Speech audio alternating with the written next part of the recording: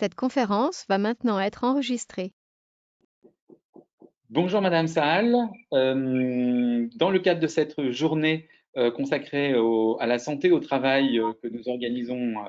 à Biarritz, vous avez bien voulu répondre à nos questions. Je vous en remercie. Elles sont au nombre de 5 et donc voilà, je vais vous les poser.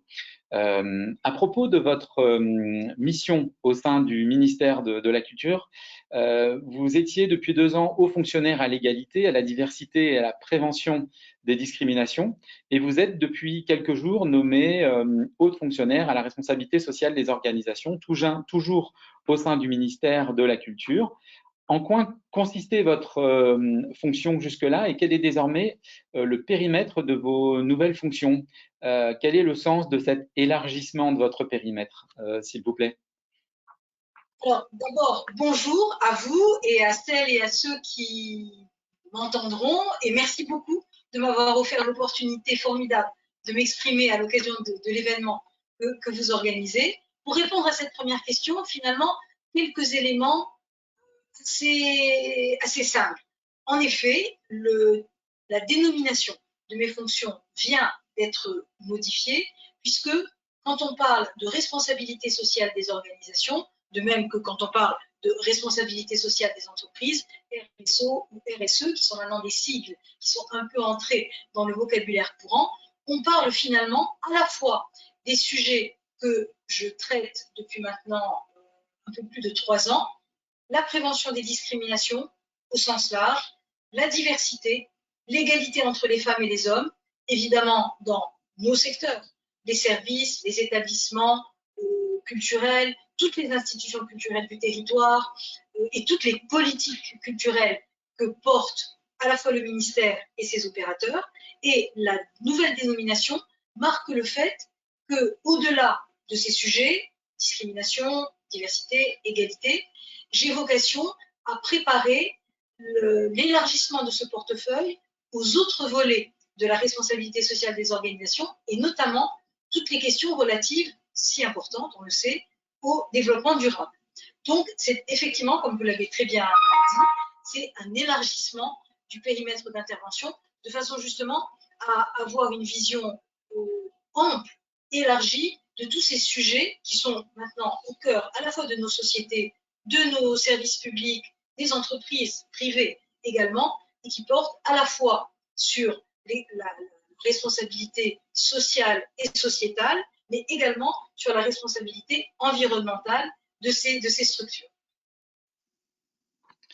Très bien, merci. Alors justement, s'agissant plus particulièrement de l'implication du ministère de la Culture sur ces sujets de sexisme, de harcèlement, de discrimination, de diversité, d'égalité, qui sont des sujets qui sont étroitement liés, euh, au sein des établissements publics ou des établissements financés, privés, mais financés par le ministère, pouvez-vous nous présenter en quelques mots un exemple concret d'intervention que vous auriez eu vous-même l'occasion de piloter? Alors, ce qui est très compliqué dans votre question, c'est qu'elle m'impose de choisir dans une palette très large d'actions qui sont, heureusement d'ailleurs, menées par le ministère de la Culture. Nous avons fait en sorte d'intervenir dans beaucoup de champs différents. Je vais peut-être prendre très rapidement un exemple dans le champ de la prévention et de la lutte contre les violences et le harcèlement sexuel et sexiste, qui sont non seulement une réalité très prégnante dans nos univers professionnels, pas seulement ceux-là, bien sûr, mais en tout cas, on sait à quel point c'est un sujet de préoccupation qui a été trop peu et trop mal traité jusqu'à présent. Et l'exemple que je vais prendre, c'est celui de l'action très volontariste, très déterminée et finalement plutôt bien organisée et très opérationnelle que nous avons lancée avec le Centre national du cinéma et l'association 50-50 pour faire en sorte que la totalité des entreprises des secteurs du cinéma, de l'audiovisuel, du jeu vidéo s'engagent effectivement à mener des actions de prévention et de lutte contre les VHSS avec toute une dimension de formation des responsables et des dirigeants, avec des désignations de référentes et référents dans les entreprises et sur les tournages, avec l'identification de processus pour punir, le cas échéant, les coupables et pour protéger les victimes. Et tout cela qui a été mis en place avec le CNC et les entreprises des secteurs considérés a d'autant plus d'importance que désormais, les aides financières délivrées par le CNC, et on sait à quel point elles sont importantes dans le champ du cinéma, de l'audiovisuel, aussi du jeu vidéo, ces aides financières ne pourront plus être accordées que si les entreprises souscrivent effectivement et respectent effectivement tous ces engagements formellement énumérés de lutte et de prévention des VHSS. Et nous avons entamé exactement la même démarche, et elle est opérationnelle depuis maintenant presque un an, avec, dans le domaine de la musique, avec le Centre national de la musique, et désormais toutes les aides financières, tous les soutiens financiers attribués par le CNM sont conditionnés à la signature d'une charte d'engagement contre les VHSS que tout le secteur de la musique, depuis les entreprises de l'industrie phonographique jusqu'au petit festival de musique en région, doivent souscrire, à laquelle ils doivent souscrire pour précisément avoir accès aux aides financières. Et je crois que ce lien de conditionnalité entre les aides publiques et des actions déterminées, engagées, là on parle de lutte contre les VHSS, mais on pourrait tout aussi bien parler de programmation et de présence effective, visible, des femmes dans les programmations, ou de présence des femmes à la tête des structures, tout cela me semble marquer non pas une rupture, le terme serait peut-être excessif, mais en tout cas une inflexion extrêmement significative. Faire de grands discours sur l'égalité, on en a fait beaucoup pendant des décennies, et ça n'a malheureusement pas changé la donne des inégalités. Et donc aujourd'hui, et le ministère de la Culture le prouve, je l'espère en tout cas, tous les jours, nous sommes dans l'action et dans la réalité concrète. Bien, merci, parce que du coup, je rebondis sur ces derniers propos, c'est-à-dire que vous qui suivez ces sujets un peu partout en France et qui, du coup, avez la possibilité de voir comment ces progrès peuvent apparaître. À quel endroit est-ce que vous avez pu véritablement vérifier que les actions que vous portez, cette conditionnalité, la pédagogie, mais aussi à certains endroits peut-être d'autres démarches, processus de travail, à quel endroit véritablement vous avez pu observer un changement profond et à quoi est-ce que vous liez ces progrès? C'est-à-dire, est-ce que, à votre avis, ils sont plutôt à mettre du côté de l'évolution de la loi, ou est-ce que c'est un changement de mentalité qui est une sorte comme ça de mouvement de fond qui se met actuellement en place, ou est-ce que c'est plutôt une prise de conscience qui fait que du côté des opérateurs comme la médecine du travail, comme le CMB Santé qui vient de changer de nom, qui s'appelle Tali Santé, ou les organismes de formation, est-ce que c'est ces organismes-là qui maintenant sont peut-être plus à même de faire changer les mentalités et les comportements, ou est-ce qu'encore peut-être ces progrès sont-ils liés à l'amélioration du dialogue social au sein des organisations, peut-être même la formation des dirigeants, ou est-ce que c'est un petit peu tout ça de là où vous êtes, qui est un remarquable endroit d'observation et en même temps d'action, comment est-ce que vous voyez ces progrès? À quoi, à votre avis, sont-ils liés? Écoutez, moi, il me semble que tous les acteurs, toutes les actrices, toutes les structures qui opèrent dans ce champ, à la fois de la santé au travail, les organisations syndicales qui représentent les personnels ont un rôle absolument fondamental à jouer, et je crois vraiment qu'elles le jouent très bien. D'autre part, l'arsenal législatif et réglementaire, il existe dans notre pays, il existe depuis longtemps. Simplement, ce qu'on a constaté trop longtemps, à la fois dans la sphère politique, dans la sphère économique, dans la sphère culturelle, qui est celle dont je m'occupe, c'est que les textes, bien que existants et très clairs, notamment par exemple sur l'égalité salariale entre les femmes et les hommes, n'étaient pas appliqués avec toute la rigueur et l'effectivité nécessaire. Et c'est à ça, finalement, que nous nous attelons en faisant en sorte de faire converger la loi, le droit et les faits, la réalité quotidienne que connaissent les femmes dans l'exercice de leur activité professionnelle. Alors, les progrès, effectivement, sont également liés, vous l'avez très bien dit, à une évolution sociétale profonde. Alors, évidemment, les derniers événements qui se sont produits, notamment au travers du mouvement MeToo, au travers de la prise de parole de beaucoup de femmes qui ont dit la réalité des violences, du harcèlement qu'elles subissaient, tout cela a joué aussi un rôle déclencheur et vraisemblablement accélérateur. Et ce qu'il nous faut garantir aujourd'hui, c'est que ce mouvement s'inscrive dans la durée. Alors, les progrès réalisés, ils se manifestent finalement de façon assez mesurable. Et c'est ça finalement ce qui m'intéresse, c'est que nous puissions, encore une fois, au-delà des prises de parole, des bonnes intentions, des beaux discours, mais qui finalement ne changent pas forcément la réalité quotidienne, c'est de pouvoir mesurer, de pouvoir compter. Nous avons au ministère de la Culture, et depuis maintenant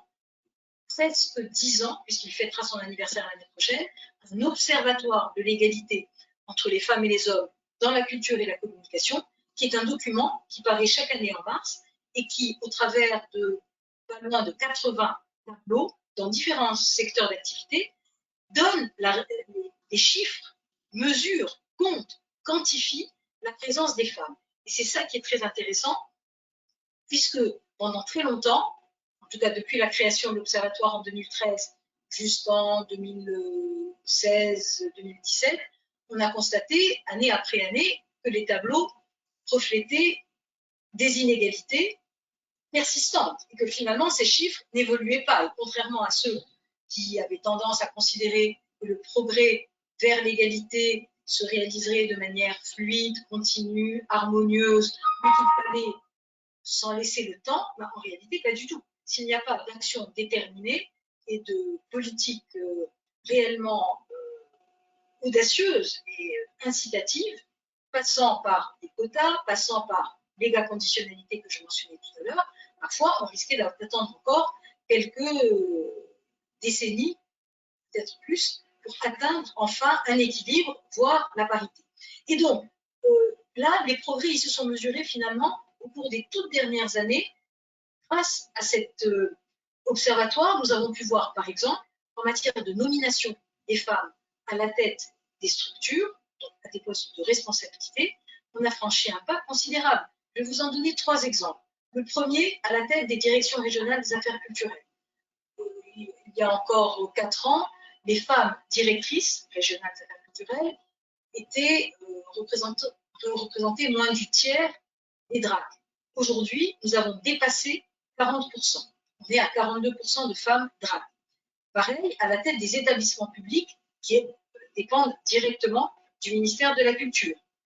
Nous étions à également un petit tiers d'établissements publics dirigés par des femmes. Aujourd'hui, là encore, et en peu de temps, en 3 ans, nous avons dépassé 40%. On est à 43% et la feuille de route égalité du ministère prévoit que nous devrions,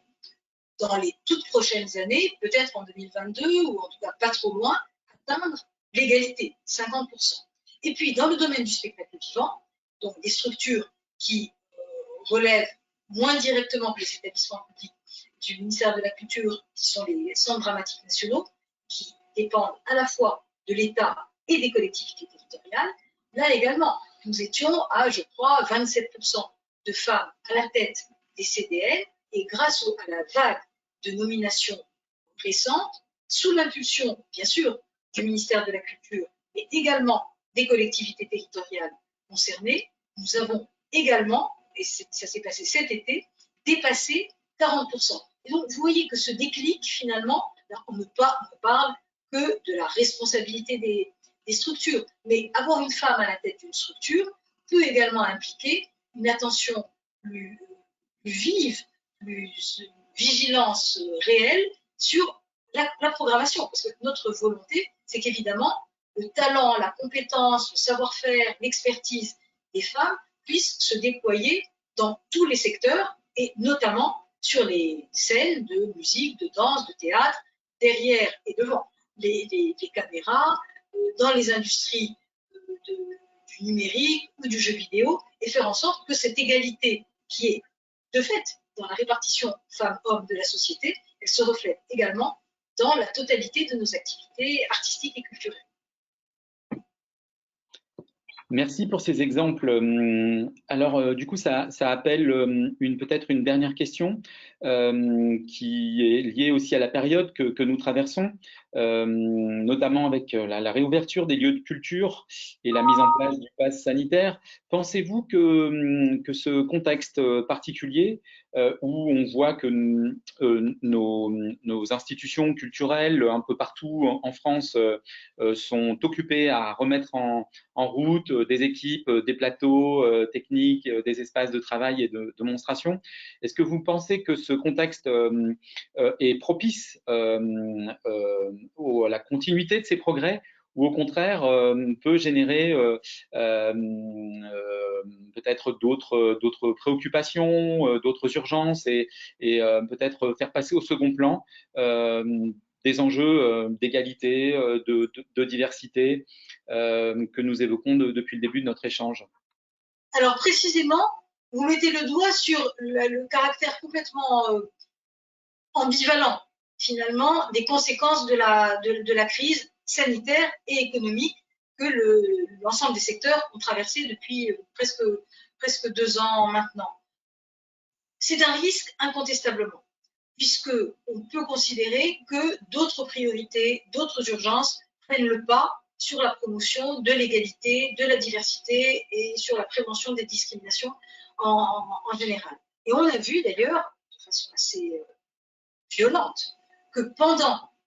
le plus fort de la crise sanitaire, je vais vous en donner un exemple très précis, les femmes qui avaient, en termes de présence dans les médias, sur les plateaux de télévision, dans les studios de radio, intervenant en tant qu'expertes, on avait réussi, je dirais à grand-peine, enfin, on avait atteint ce résultat, on avait réussi à faire en sorte qu'elles représentent plus de 35% du pourcentage de personnes interrogées et présentes sur les plateaux de télévision ou à la radio. Pendant la crise sanitaire, qu'est-ce qu'on a constaté? Que de 35%, le pourcentage de femmes interrogées, présentes et visibles, l'ensemble de la population française, ce pourcentage était inférieur, était passé à moins de 20%, voire autour de 10%. Ça voulait dire que on a considéré que les femmes n'avaient pas la compétence scientifique, médicale, économique pour intervenir et que la crise arrivant, on oubliait complètement de les solliciter, on ne donnait plus la parole aux hommes. Donc c'est dire à quel point le phénomène de progrès qu'on évoquait tout à l'heure a aussi, enfin, comment dire, intègre un risque de réversibilité. C'est-à-dire qu'aucun progrès ne peut être considéré comme absolument définitif. Donc il faut toujours faire très attention au risque de retour en arrière. Et effectivement, la crise économique, sanitaire et leurs conséquences peuvent avoir des effets négatifs. Mais comme je suis plutôt d'un naturel optimiste, je me dis que cette crise, avec la réouverture, enfin, des lieux de culture, peut également être une opportunité permettant finalement de considérer que donner la parole, laisser la place à d'autres talents, à d'autres regards sur l'art, sur la société, d'autres manières de dialoguer avec l'autre et avec le monde, implique justement d'ouvrir le champ et de faire enfin leur place à celles, les femmes, et à celles et à ceux qui incarnent la diversité, de proposer finalement des regards sur le monde et des formes de création qui ne sont pas la simple reconduction, la simple reproduction d'un modèle dont peut-être d'ailleurs aujourd'hui les publics ne veut plus ou veut moins. Donc je me dis que cette crise-là, et en tout cas c'est dans ce sens-là que je crois nous devons ensemble travailler, peut représenter également une formidable opportunité de diversité et d'ouverture. Merci, merci beaucoup pour cette conclusion optimiste. Nous espérons vous revoir bientôt en Nouvelle-Aquitaine pour d'autres temps de travail que nous aurons sur ce même sujet. Bonne continuation à vous et à bientôt. Merci, à bientôt.